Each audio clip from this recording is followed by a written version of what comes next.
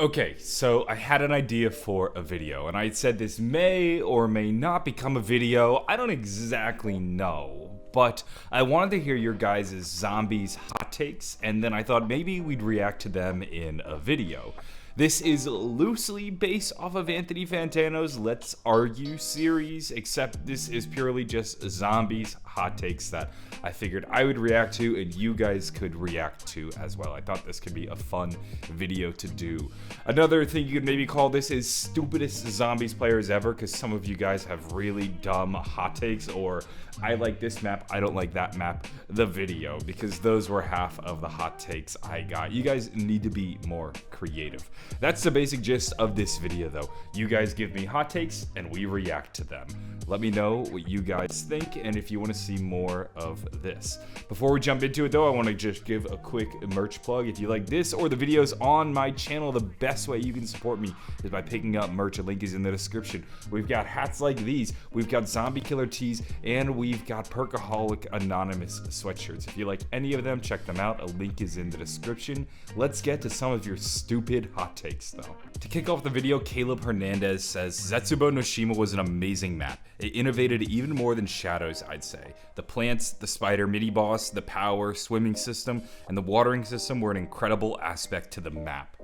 I think Caleb might actually have a half-decent point here. I mean, if you consider that Zetsubou was really buggy on launch, actually what they were doing was building for the future. Treyarch even said that we were testing a bunch of stuff in engine that we would later go on to use in other maps like Revelations and even Black Ops 4. So the map to begin with was already innovative. You have things like the spider boss. The farming system was actually pretty intricate for what it was. There was a lot going on in Zetsubou no Shima. I think on the surface, it's a bad map. I don't agree with him that Zet was amazing, but I think there was a lot of really good stuff there that Treyarch was building towards, and I love the idea of like a smaller little mini boss fight in game. I loved a lot of just the scenery. I like the weapons in that map. There's some good things in Zet. It's like a bad map with good intentions. Now we have a tweet from Cheese Puff. He says, a lot of COD Zombies YouTubers' favorite maps/games are highly influenced by how much money they've made in it. This is one of those things where I almost wonder if this is like just correlation equal causation. I mean, yes, if you looked at my YouTube analytics, the most money I ever made was following the release of DE, and I think every other Zombies YouTuber will say the same, and it wasn't because we did anything particular. It was just how things worked out. That was, I think, when the Zombies community, and really on YouTube, peaked. I think this is an interesting concept, and there may be a little bit of truth to it, but if you think about like maps that YouTubers champion, like, I love Die Rise, but Die Rise really didn't make me much money. JC loves Garad Crovey, but I don't think that was influenced by how much money he made. I think a big part of that is the fact that he was one of the first in the world to get that Easter egg done. I think YouTubers love maps for a number of odd reasons, but maps that feel like the community are really invested in also means that YouTubers are going to do well on it. And if the community is really invested in it, they're more likely to like the map. So I think there's a lot of correlation without causation going on here. The next tweet comes from Tyler Lineberry, and he says, the entirety of IW Zombies is better than Die Rise. Not the billboard though. That is legit. Tyler is a fucking idiot. Now we got a tweet from Hunter, one of my patrons, who says, Black Ops 4 Zombies as a whole is better than Cold War Zombies. Cold War Zombies, while enjoyable, bastardized the game mode so it would be easier to develop. Gun rarities and using scrap to upgrade them sucks. I think, yes, Zombies took a major hit as far as how the game works, purely just to streamline the modes. I mean, they put it on all on one engine, and it shows, and it's with little things like guns dropping onto the ground. I hate the fact that when I hit the mystery box, my guns don't disappear. I have to hit it from different angles because of the guns lying on the ground. Now, that's not a reason to dislike Cold War Zombies, but that's one way that you can see the new engine and the choice to streamline the development process affects itself in games in negative ways. Now, if you don't like the new mechanics, you don't like the new mechanics. There's nothing I can say about that, and in that case, then probably every Zombies map will be better than Cold War Zombies. Me personally, and I think a lot of the community really do like the new mechanics, and I think after playing Zombies for so long, I kind of appreciate the refresh. Now we got a tweet from Fizz who says, the ray gun isn't good. You gotta tell me first, Fizz, which ray gun are you talking about? I mean, the Cold War Zombies ray gun is hands down unbeatable, but the ray gun from every other subsequent Call of Duty game, maybe I'll agree with you on. I mean, at least compared to other wonder weapons, yes, but also it gets the job done early on. The next tweet, David Mickelson says, Dead of the Night is an A-tier map. Best map settings, cool wonder weapon, lore, and a fun Easter egg for teams and solo. I'm sorry, David, but you gotta get checked into a mental clinic. I've very rarely heard somebody say that the Easter egg on Dead of the Night is fun. The lore on the map is pretty much garbage. The cool wonder weapon, maybe I'll give you, in the best setting. I mean, yeah, it's a mansion, but it doesn't really feel like a mansion. Like, I don't know, man. What the hell are you smoking? Now we got a tweet from one of my patrons. Caboose501 says, Black Ops 2 zombies would be the best zombies without a doubt if they had a good budget and were on next generation consoles. The maps people didn't like was like the last ones. They were limited by last gen consoles. So imagine what it would have been like if they were on next gen. Well, I think all that means is then we just have to see what Die Rise looks like on a next generation console. If you thought Die Rise was good now, wait till you fire up that puppy on your PS5.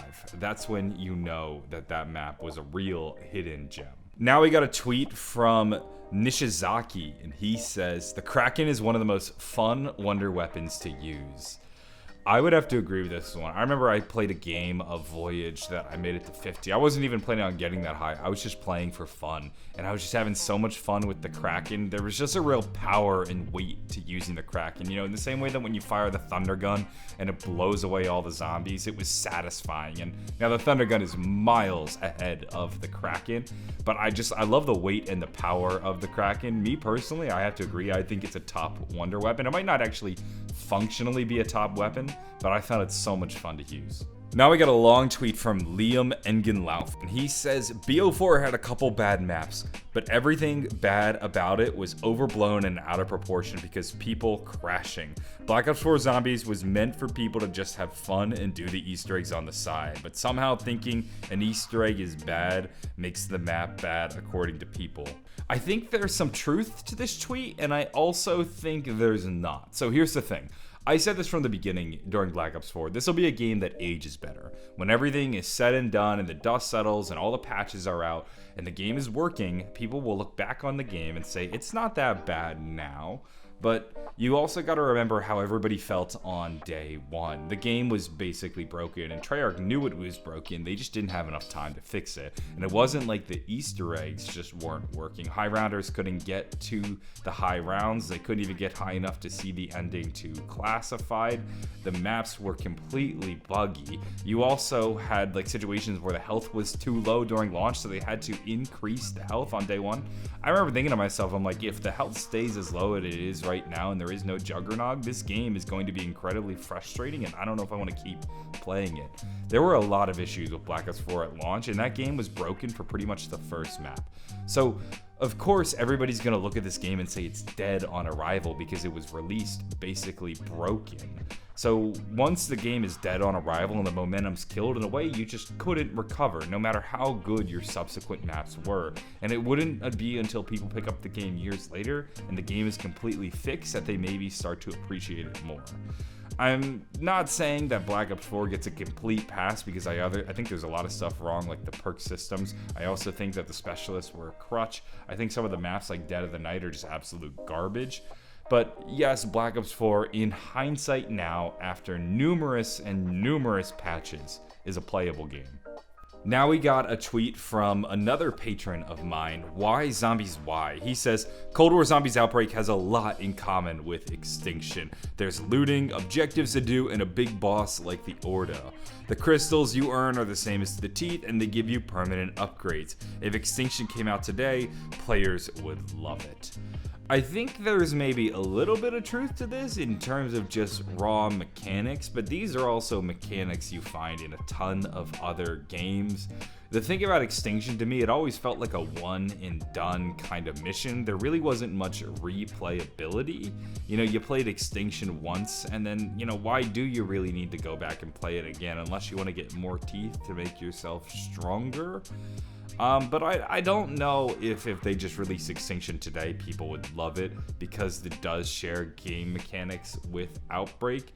I think the real thing was that people didn't like Extinction because people wanted zombies. They were given something completely different than what they expected. It wasn't what they were told they were getting, but people expected zombies, and we got Extinction. So what are you gonna do?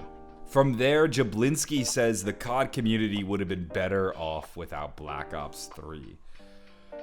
So how does this work? Do we just pretend Black Ops 3 never happened? Do we go from Black Ops 2, wait 4 years, and then Black Ops 4 comes out?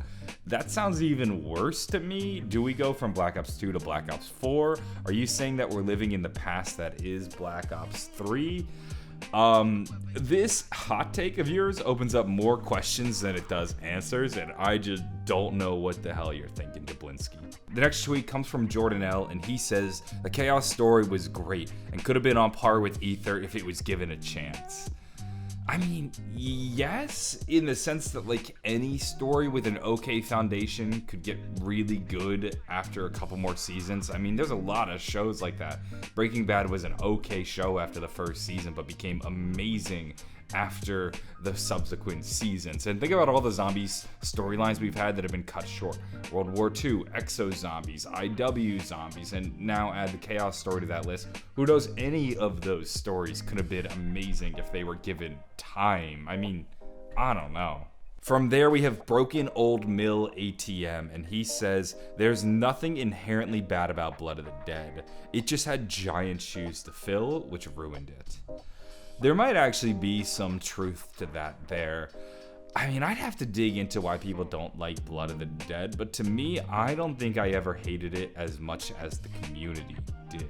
I like Mob of the Dead better. I wish they reincorporated the Afterlife system. I also think they didn't do a good enough job connecting the new areas to the old areas. Like, I feel like once you cross the catwalk, you don't have all that many reasons to go back to like the model industries or the lab or the new industries, unless you like have to pack a punch or get a perk. Like, there's really no reason to go there. I think they could have done a better job integrating the new areas. I'd love to know though, why do you guys hate Blood of the Dead? Because like, I like Mob of the Dead better, but I don't hate it. That, ladies and gentlemen, is gonna wrap up this video. If you enjoyed it, give it a like, maybe subscribe for more. Be sure to stay tuned. We've got some really good videos coming down the pipeline. If you want to support my channel, then maybe pick up some merch. A link is in the description. That's gonna be it. Have a wonderful day, and bye. Hey, if you guys enjoyed this video, then maybe consider subscribing on Patreon. I'm always pushing the envelope for what are zombies videos, and if you want to help me in this journey to create some of the best zombies videos on YouTube, then maybe consider subscribing. I want to give a shout out to my top tier patrons: Bailey S, Callum S, Daniel C, David O, Jordan L, Caden B, Magna Collider, Martin S, Mike J, Moonboy, and Sean R.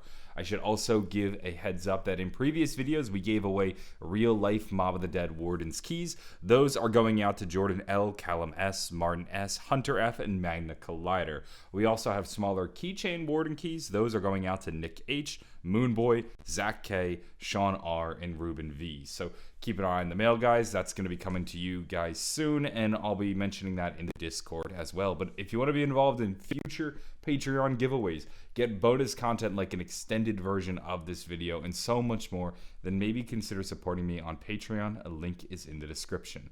I'm going to go. Have a wonderful day, and bye.